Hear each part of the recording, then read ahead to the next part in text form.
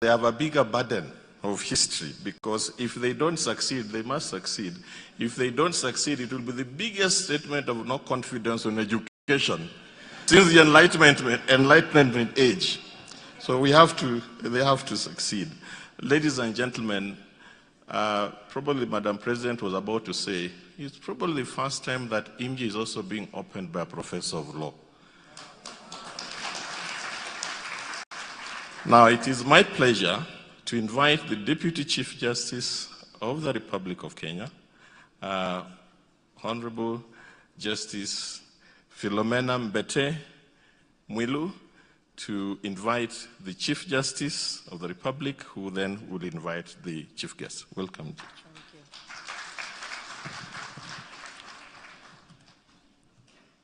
Thank you. Distinguished delegates, after the Deputy President of the Republic of Kenya, and after our Chief Justice and visiting Chief Justices, good afternoon.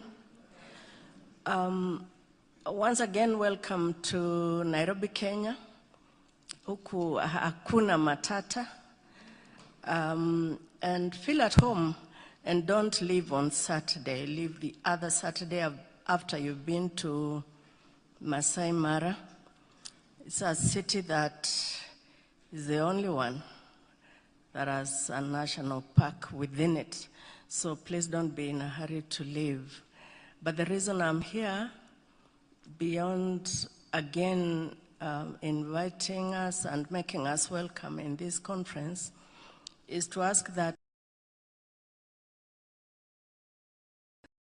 of the Republic thereafter invites His Excellency the Deputy President, who I thought actually my President was going to say a professor of law, because really that's how we first see him before we see the Deputy President, selfishly, because he is one of us. We are here because we are lawyers.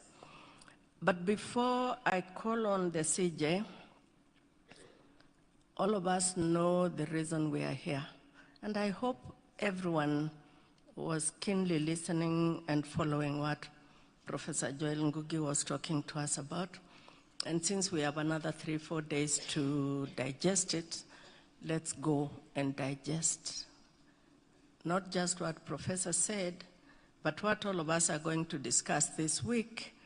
And I like the way the Deputy President of Uganda put it. Those who came here and brought their system of law have now taken ours to their place, and we're still stuck on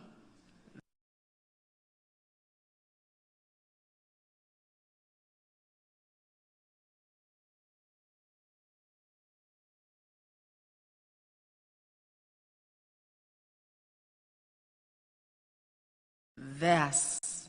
Let that work on our minds as we go. The Honorable Chief Justice of the Republic of Kenya, it's your time to come and talk to us, please.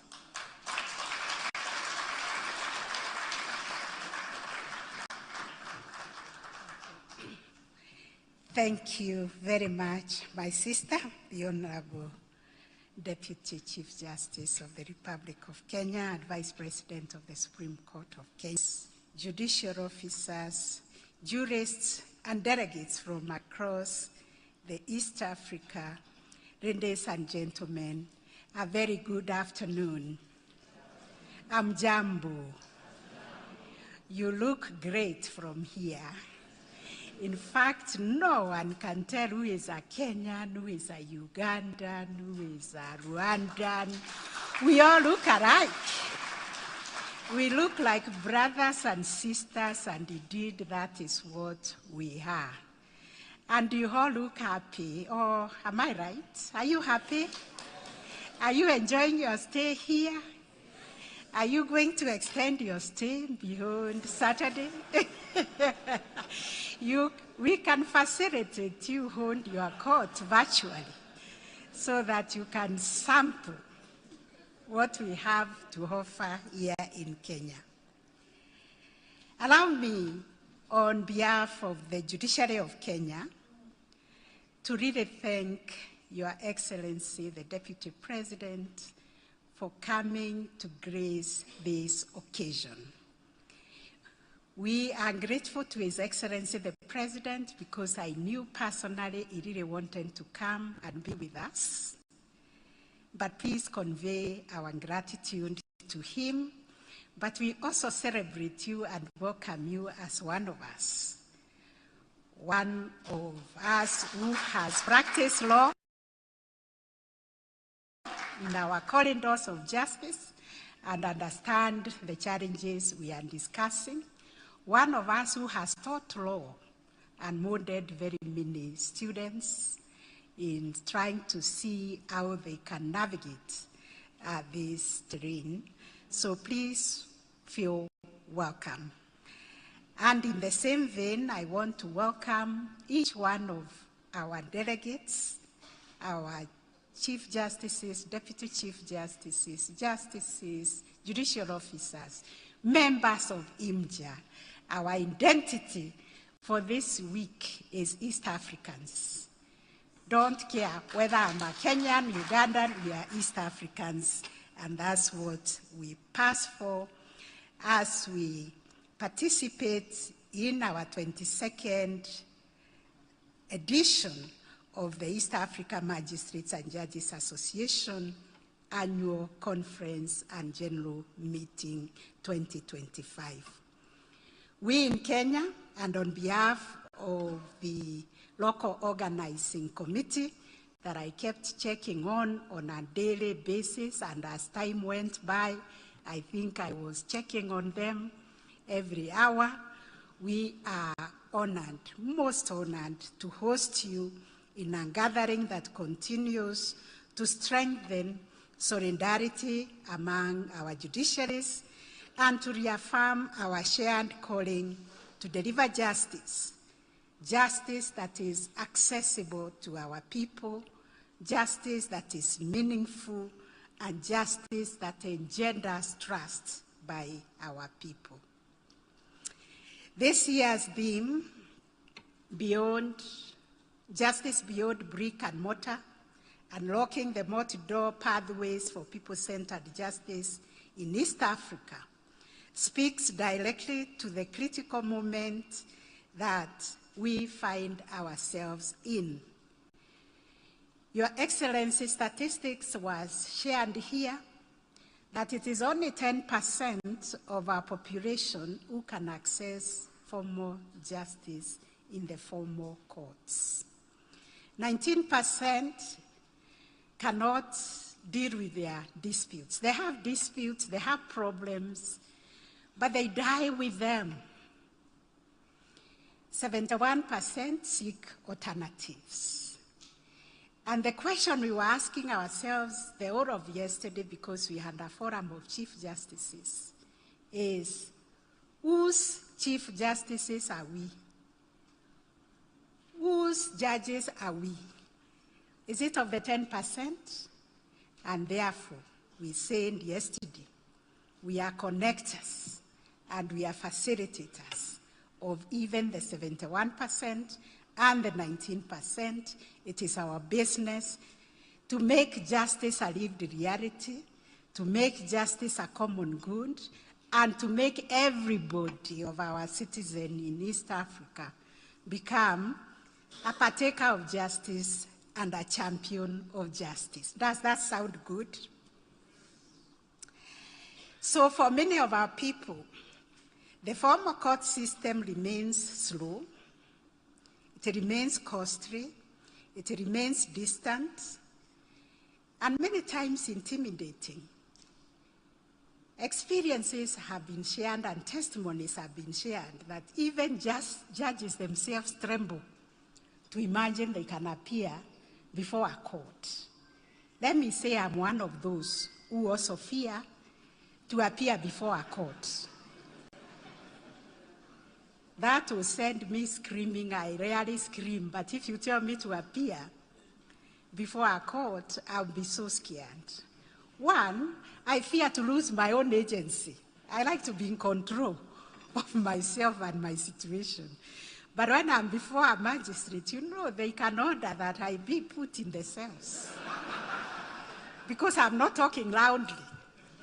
This is not me, it's the experiences that were shared here. So, considering the justice needs of our citizens, people-centered justice has emerged not as an aspiration, but as a necessity. It calls upon us to shift our aims from judiciaries as the sole avenues of dispute resolution to widening and expanding access to justice through opening the multi-door pathways of justice that meet the diverse needs of our people. Through the work we have done in the region, and in particular here in Kenya, led by our indefatigable Professor Justice Joel Ngugi, we have come to the realization that justice is not only found in the courtrooms. Justice is found in our families, in our communities, in our marketplaces, and even in the offices where we work. And this is through the multi-door approach and pathways. So the movement toward this people-centered justice does challenge us to think not only how we deliver justice, but where, with whom, and through what means. It requires us to see justice not as a place where people go to, but as a public good that must be available in community spaces, through dialogues, through ways that enhance harmony, and through innovative mechanisms that respect culture, dignity, and agency. Your Excellency, yesterday we extrapolated this subject a lot and found that sometimes what we do, actually all the time, what we do is is designed cases. What we do as judges is designed cases. We don't resolve disputes. And this reminds us of even very complex problems that we have encountered as a society, political problems, especially determining the presidential election dispute here in Kenya. You all know we have made, I think, 4 very profound pronouncements by the Supreme Court. But what held the day was not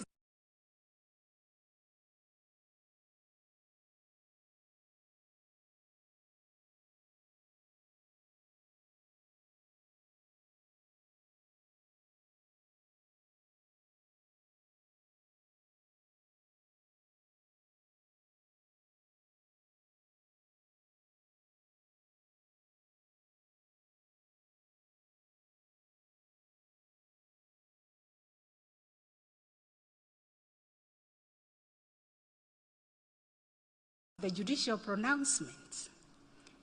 It was the alternatives. And what it tells us is that nothing is impossible to resolve through dialogue,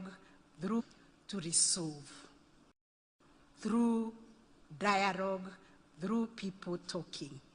So we pray next time there will be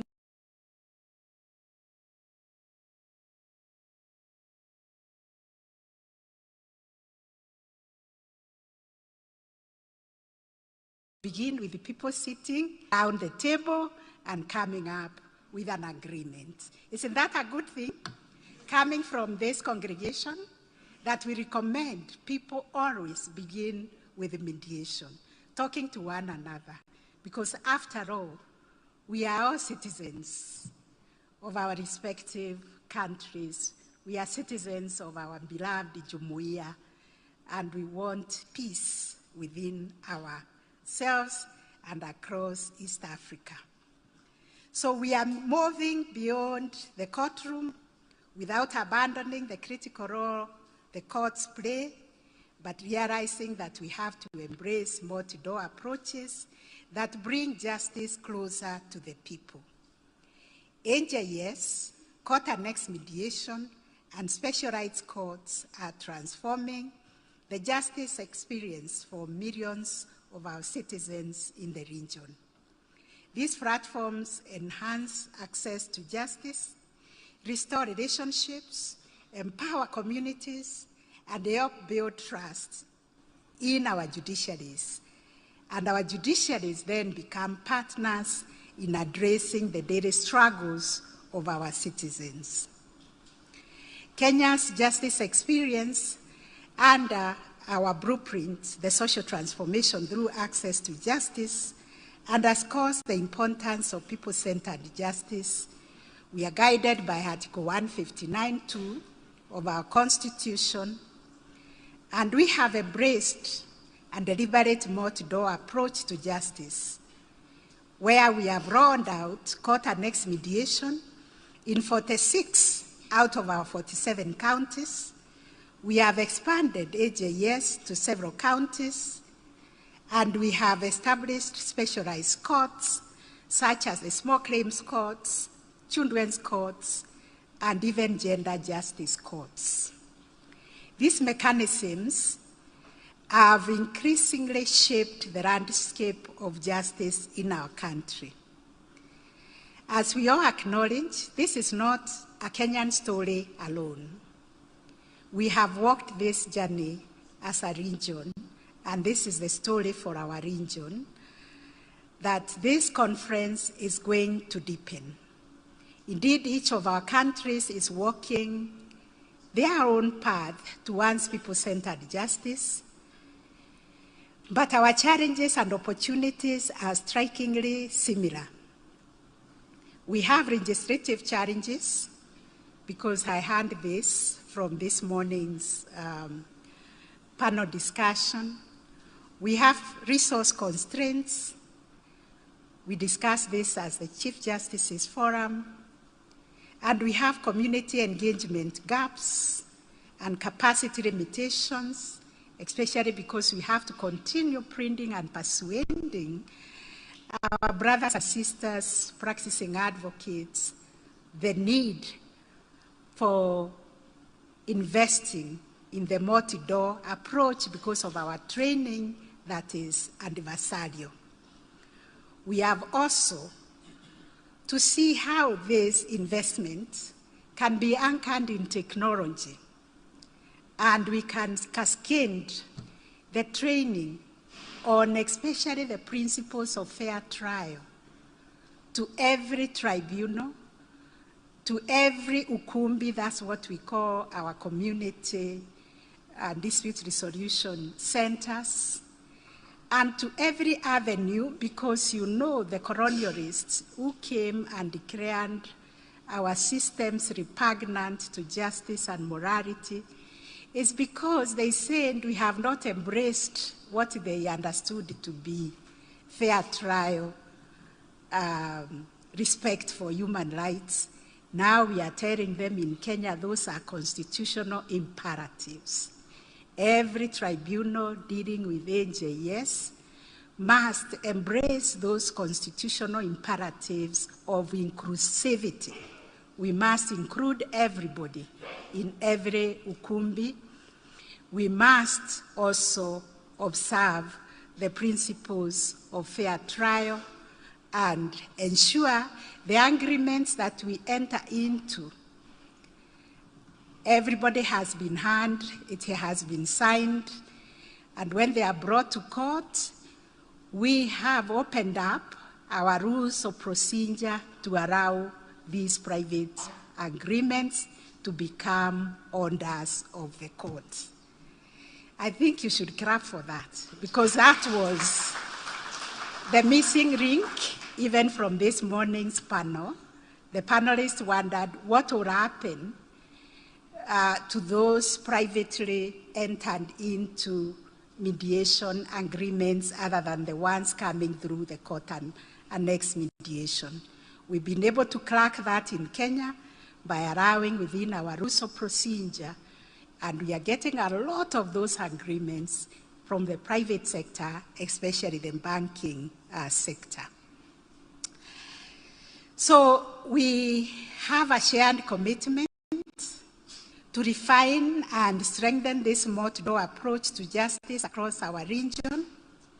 And this includes supporting jurisdictions whose AJS, mediation, and specialized court systems have moved from the nascent stage, and we have something to share and learn from each other, ensuring that we work together in laying the foundations for people-centered justice. So, Your Excellency, my lords, my ladies, colleagues, as we begin this conference, I invite us all to approach each of a session with openness to learning, a willingness to interrogate our assumptions, and a shared sense of responsibility to ensure that justice becomes not only available, but truly accessible. As judges and judicial officers, we occupy a unique place in our societies because we are custodians of justice, guardians of constitutionalism, and interpreters of this social contract. Importantly, we build bridges between the law and the people, between the rights and the remedies, and between the institutions and communities. The shift towards people-centered justice demands that we adopt this broader identity with courage and imagination. It challenges us to design processes so that our justice system bends towards the realities of ordinary lives rather than requiring ordinary lives to bend towards the rigidities of our systems. And in conclusion, I want to remind us that our people will not judge our justice system just because of the number of judgments written, but also by the fairness, speed, dignity, responsiveness, and humanity of the justice that they experience. May this conference strengthen our resolve to build justice systems that respond to the needs of our people, for us to build systems that are trusted because they can reason, they can be accessible, and because they innovate and are legitimate, and they deliver justice that is felt by the people. Our deliberation in this conference will be enriching, and may our collective commitment move us further along the path of truly people-centered justice. And with these remarks, and on your behalf, dear members of IMJA, distinguished guests, allow me to invite with utmost humility our Deputy President, Professor Abraham Kithure Kindiki, our Deputy President, to deliver the official opening address. Thank you.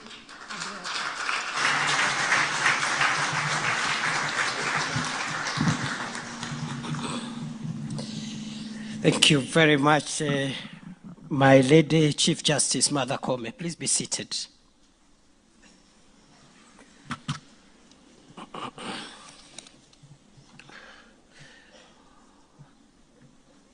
Since the days when I used to be at the university, earlier on, when I was a much younger man, I loved to speak without reference to notes, but it gives you better clarity. And my Lady Chief Justice and all protocols observed, I am proudly associated with the legal profession. I am not ashamed. I am proudly associated with the legal profession. And perhaps maybe when my tour of duty in this other space comes to an end, like all things do, maybe I will go back to where I started. I was impressed by what the president of the East African Magistrates and Judges Association said. Very many things about, actually, all the things he said. About the leadership of the Kenyan judiciary and the Regional Magistrates and Judges Association being female is a good thing for us in this part of the world. And the example that we see in Kenya, in this region, of affirming the leadership of women is a good thing. And I think we are providing leadership that should be emulated by other parts of the world. I know some countries like Rwanda have done better than Kenya, especially in political representation of women. Uganda, I think, also has done better than Kenya. But generally, as a region, we have good things to say about ourselves. And I am saying so because even in older, much older democracies, some of the fasts that we have registered have not happened. They have not happened. The number of women in the judiciary, the legislature, in the executive at high level. I think Africa, East Africa, we are not doing badly. We are doing well. Of course, she said a few other things, which I don't want to repeat. But I was impressed that our brothers and sisters from the region who are here are happy to be here, as it should be, because this is your home, just as your own country is also the home for your brothers and sisters from Kenya. So, because, Madam President, you said so many good things, the politician in me urges me to say that whatever you and this forum asks for, we will give you.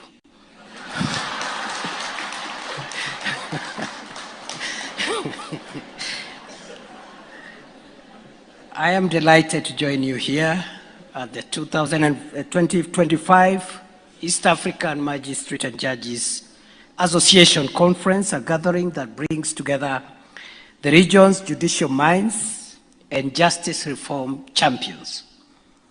This annual regional forum is a collective reaffirmation of our shared conviction that justice is the lifeblood of both national development and regional industry. Or intimidating spaces. Even the Chief Justice has admitted here that we are all intimidated. Even disputes linger unresolved, economic opportunities are stifled, social tensions simmer, and public trust in state institutions weaken. When justice is inaccessible, development stalls, inequality widens, and the promise of the rule of law becomes hollow. Our judicial systems must therefore function not as barriers, but as open doorways through which fairness, dignity, and economic opportunity can flow to every corner of our region. It is in response to these realities that our judiciaries have increasingly embraced multi-door approaches to justice. Mechanisms such as the alternative justice systems, AJS, court-annexed mediation, small claims courts, and restorative justice processes reflect a growing recognition that justice cannot be confined to stone buildings or rigid procedures. It must instead travel to where the people live, work, trade, and build families. These pathways offer quicker, more affordable, and culturally informed avenues for resolving disputes, enabling justice systems to adapt to the lived experiences of our diverse populations. They reaffirm the basic truth, which is justice must not only be done, but must be felt by our citizens as accessible humane, and relevant. The developmental imperative for scaling these multi-door pathways is clear. A functioning justice system is the operating system of any economy. When disputes resolution is slow and unpredictable, it weakens the legal foundations of commerce. It freezes capital and undermines property rights. The Kenyan experience illustrates the reality vividly. In the 2024-2025 financial year, 621,425 cases were filed, and our courts resolved an impressive 647,686, achieving a 104% case clearance rate. However, these achievements occurred against a backdrop of 601,490 pending matters at the end of the financial year, which, with just about 700 judges and magistrates serving a nation of more than 55 million people, the average case can take 3 to 5 years to conclude, far beyond the statutory timelines and public expectations. This pattern is not unique to Kenya. It is mirrored across the East African region, where rising population, increasing commercial activity, and limited judicial capacity combine to create structural. Behind these statistics and livelihoods hang in the balance.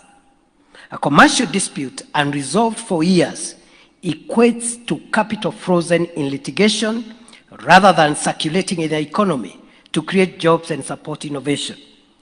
A delayed land case denies a farmer credit, security, or inheritance stability. A prolonged family matter leaves women and children in agonizing uncertainty. In aggregate, this represents a silent tax on development, one disproportionately borne by the very groups our development agenda seeks to uplift. It is precisely, colleagues, this human cost that multi-door justice seeks to address by providing simpler, faster, and more accessible mechanisms that free up economic potential and restore confidence in the rule of law. Beyond our national borders, multi-door justice is central to the East African community's integration agenda. Investors and cross-border traders do not only assess market prospects, they evaluate their reliability, predictability, and timelines of judicial enforcement. A harmonized regional framework for mediation, small claims, and cross-border dispute resolution would create a seamless commercial environment across East Africa's 300 million consumers. Picture this: a situation where a manufacturer in Kigali contracts with a distributor in Nairobi with confidence, or a trader transporting perishable goods through Busia knows that any dispute can be resolved within weeks through enforceable regional mediation. This is the legal infrastructure necessary to support the free movement of goods, services, and labor, the backbone of our common market protocol. Yet, the impact of multi-door justice goes beyond economics. At the societal level, these mechanisms strengthen the social contract by making the state visible, accessible, and humane. Alternative justice systems, forums that integrate human rights safeguards in our communal and traditional systems of dispute resolution offer women excluded from inheritance pathways to reclaim their dignity and property. Community mediation provides young people with alternatives to violence or informal retaliation for grievances. Mobile courts and paralegal networks bring constitutional protection to remote rural communities, ensuring that justice is not a privilege of geography. These interventions are particularly essential as part of our peace-building initiative within this region. The transition toward people-centered justice also aligns with our global commitments, particularly Sustainable Development Goal number 16, which calls on us to build peaceful, inclusive societies anchored in effective, accountable, and accessible institutions. Without fair and timely dispute resolution, progress on the other SDGs, whether in health, education, gender, equality, or poverty reduction, remains fragile. It is for this reason that it is often recognized that justice is the bedrock upon which all the other social and economic gains rest. At the same time, as we expand these alternative pathways, we must also uphold safeguards to ensure that expediency never substitutes for fairness. Gender-sensitive guidelines, human rights protections, appellate pathways, and constitutional guardrails must form the backbone of all multi-door justice initiatives. For this transformative agenda to take root, we must move deliberately from innovation to institutionalization. Pilots, however successful, remain limited to reach unless they are embedded into law practice and judicial training, budgeting processes, and administrative culture. Our governments and judiciaries ought to establish dedicated funding streams to these initiatives as a demonstration of our determination to give these pathways a permanent home within the justice system. This will be permission of our sovereign commitment to our people as East African nations that we are determined to strengthen justice as a public good. Kenya stands ready to work hand in hand with all judiciaries across the region to bring these commitments to life. We firmly believe that hard working together, harnessing and sharing our experiences, we can build judicial systems that listen to our citizens, represent their dignity, and deliver justice fairly and expeditiously. Ultimately, the future we envision for East Africa is not only about expanding markets, building highways, or deepening intergovernmental relations. It's about cultivating shared values anchored in fairness, dignity, and institutional integrity. Justice is the glue that binds societies and the foundation on which peaceful, prosperous, and united communities are built. By embracing multi-door justice, we transform our judiciaries from bottlenecks into accelerators of progress, from distant arbiters into community partners, and from symbols of exclusion into instruments of inclusion. This is the justice that traders need to advance commerce, that women need to secure equality, that youth need to imagine peaceful futures, and that our region needs to realize the aspirations of shared prosperity. This is the development dividend. It is within our reach, and it will be achieved if we turn the outcome of this year's conference into a decisive regional action.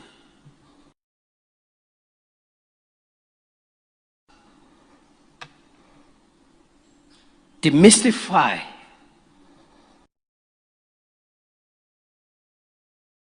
the justice system and make it accessible and acceptable to as many citizens of these pathways. We should not compromise on fairness and other fundamentals, including the quality of justice delivered even through those alternative processes. Thirdly, is that through judicial decision-making process and judicial dispute resolution processes, we must carry the national interests with us. And I think that's what Chief Justice Martha Koome was trying to illustrate. It is not enough to make a decision. That decision must help carry the sustainability of the nation alone.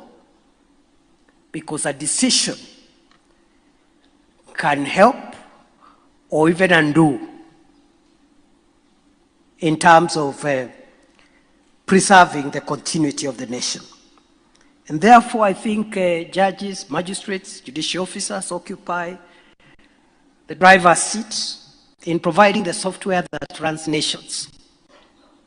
You can build roads, connect people with electricity, build airports like we want to do, because we have realized we are doing well in many things, but we don't have a good airport. So in the next 2 months, we are starting to build a modern airport, because the one that exists there was built by our forefathers. Next time you come in Nairobi, you'll find something different. So, but you can do all that, but all that infrastructure, including the expressways, can be undermined by the fragility that comes with certain national interests being overstretched. So things like national security, things like national cohesion, and I dare say things like justice and fairness may not be infrastructure, but they are good software upon which the foundation of our respective nations is built. So as a judicial officer, you are expected therefore to contextualize your decision in the manner and style of incorporating national interests, so to speak.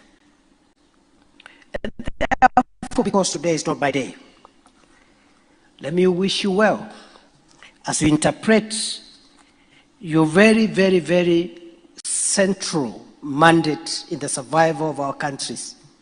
Please help us to sustain our nations.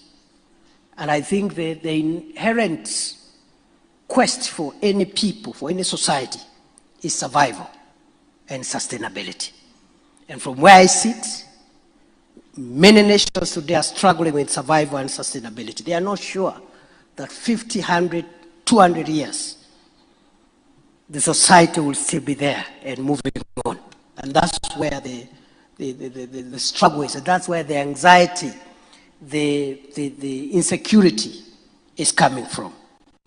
And lastly, even as we contextualize this national interest, we must also zero in to what is it at the individual level that provides either security or insecurity of the human being.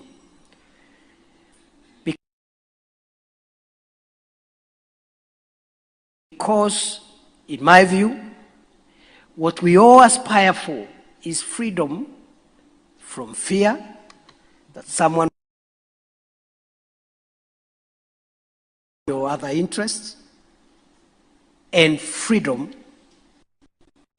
from want. I have challenged colleagues in the legal profession, including judges, that we've come a long way and we've made huge progress in asserting the place of human liberty. We've come a long way in asserting the place of women. If you compare where East Africa and Africa is today and 30 years ago, we have made good progress in terms of asserting the place of women, creating equality, and protecting vulnerable sections of our society. But only insofar as these groups and individuals are protected from harm. Trying to provide security from them so that they don't fear for their lives and well-being. Where we have not done much is to assert the place of individuals, communities, to be free from want. And therefore, as you look at your Bill of Rights,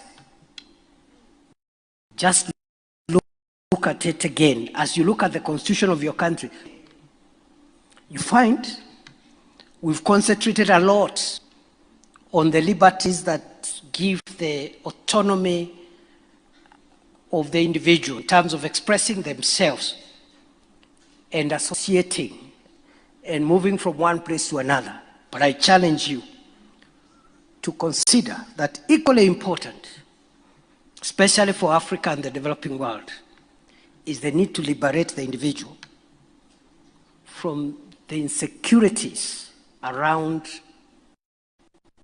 poverty. And therefore, socioeconomic empowerment should go hand in hand with civil, political, and democratic empowerment.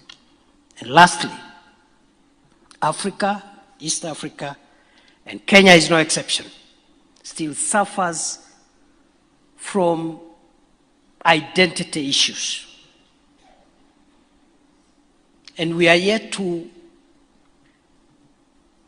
canvass and aggregate our interests as individuals, communities, and nations to other equally important things than just identity. There's community, there's religion. And many of the African countries, and I'm not naming any, that are not doing so well as they should be doing is because of the pullback by issues around identity.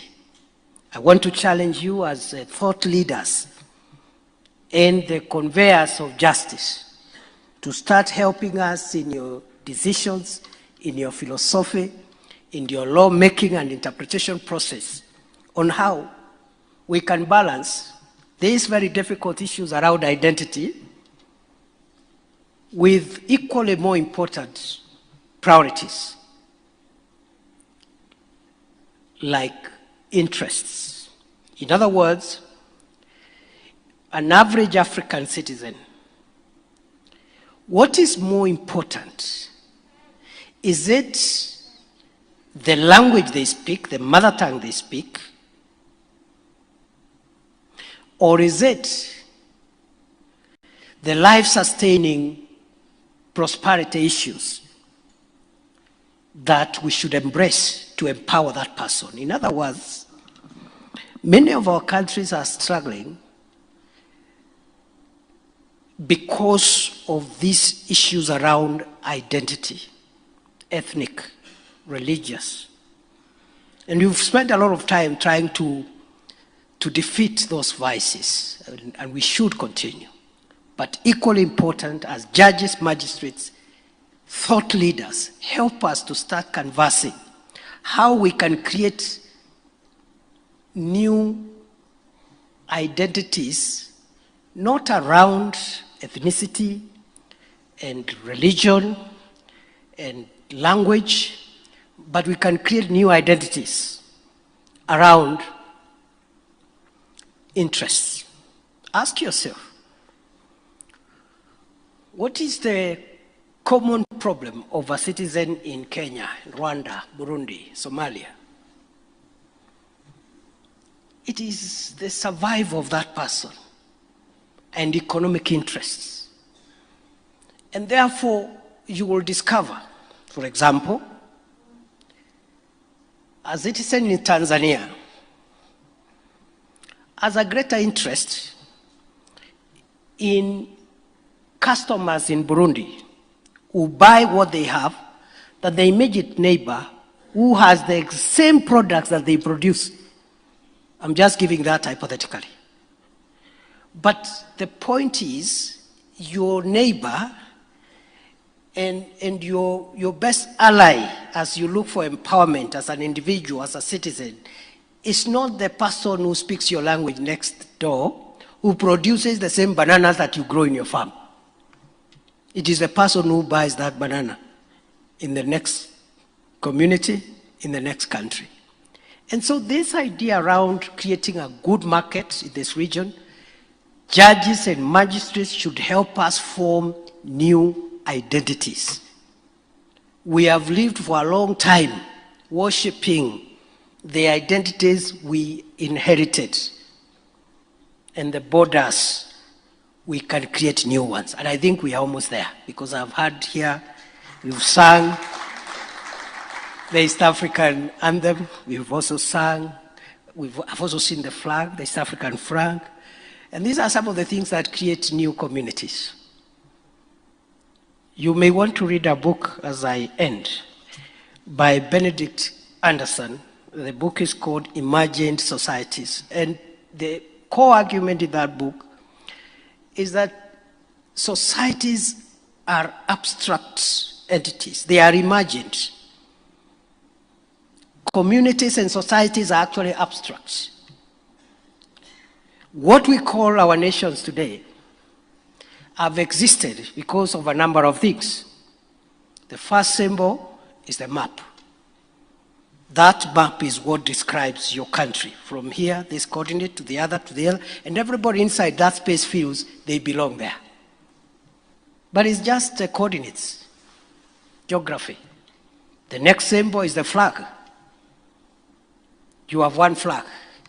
You live in the same geographically defined area. You have one anthem. Without some of this, that identity will not be there. So the argument is, as we struggle with the East African integration issues and creating a new identity as East Africans and possibly as Africans through initiatives like the African Continental Free Trade Area and others, the things that the founders of our countries had foreseen, but we've been unable to unlock that potential. Judges and magistrates as thought leaders should help us create new identities.